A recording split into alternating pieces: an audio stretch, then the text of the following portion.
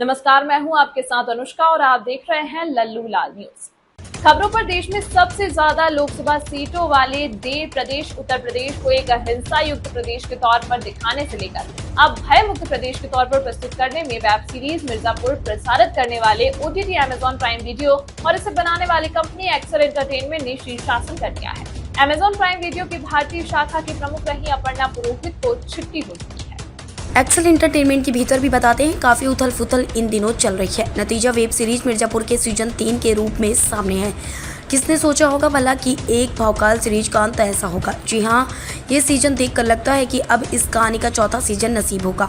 महिला किरदारों पर मेहरबान फरहान वेब सीरीज मिर्जापुर के तीसरे सीजन की कहानी ने अपने पिछले 2 सीजनों के प्रशंसकों को सबसे ज्यादा निराश किया है। Farhan Akhtar Marvel cinematic universe का हिस्सा बनने के साथ ही लगता है इसके मुखिया केविन फाइगी की महिला किरदारों के प्रति हाल के बरसों में बनी सहानुभूति से खासे प्रभावित हुए हैं। इस बार वेब सीरीज मिर्जापुर का तीसरा सीजन भी इसीलिए उन्होंने सीरीज की महिला किरदारों के नाम पर दिया है। मुख्यमंत्री बनी माधुरी यादव फिर से सफेद साड़ी में भले आ चुकी हैं, लेकिन उत्तर प्रदेश को भयमुक्त प्रदेश बनाने और हर रोज जुल्म की टक्कर में संघर्ष करते रहने के नारे के साथ अब उनके नए तेवर हैं। इस बार गोलू और गुड्डू कुछ जय और वीरू बनते दिख रहे हैं। गब्बर की खैनी वाला तड़का भी सीरीज के लेखकों की टीम यहां ले आई है। बीना के बदन की आग अब भी भड़क रही है और इसकी आंच में वह कुछ नए पकवान भी सेकती रही हैं।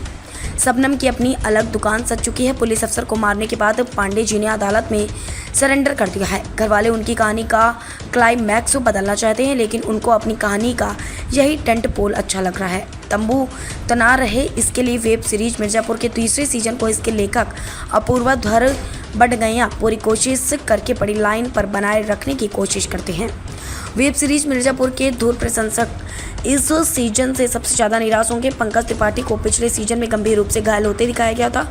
उनके भविष्य को लेकर चिंतित दर्शकों को दिलासा और राहत सीरीज में काफ़ी देर से मिलती है और जब तक मामला खुलता है सीरीज का असल आकर्षण खो चुका होता है। पंकज त्रिपाठी के लिए साल 2024 का यह तीसरा बड़ा झटका है।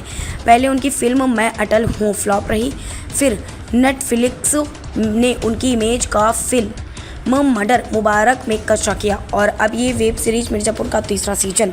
कालीन भैया इस कहानी में इस गति को प्राप्त होंगे। पहला सीजन देखते समय किसने सोचा होगा भला। इस सीजन में सीरीज के बाकी कलाकारों का आभा मंडल भी बुझा बुझा सा ही दिखता रहा। तकनीकी तौर पर वेब सीरीज मिर्जापुर का तीसरा सीजन बहुत ज़्यादा कमजोर है। सीरीज देखकर लगता है कि एक्सेल एंटरटेनमेंट ने इसके प्रोडक्शन बजट में भारी कटौती की है और अपना मार्जिन बढ़ाने के लिए पिछले 2 सीजन की इसकी लोकप्रियता और प्रतिष्ठा दांव पर लगा दी।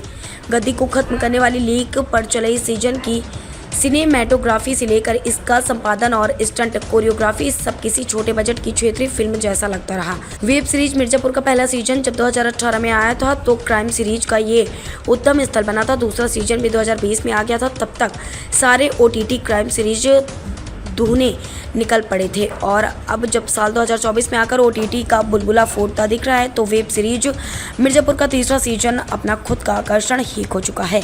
कुल 10 एपिसोड में फैली इस कहानी को आखिर तक देखने के लिए समय भी खूब चाहिए और हिम्मत व धैर्य भी। इसके बीते 2 सीजन देख लहालोट रहे दर्शकों के लिए भी यह गंभीर निराशा लाती है।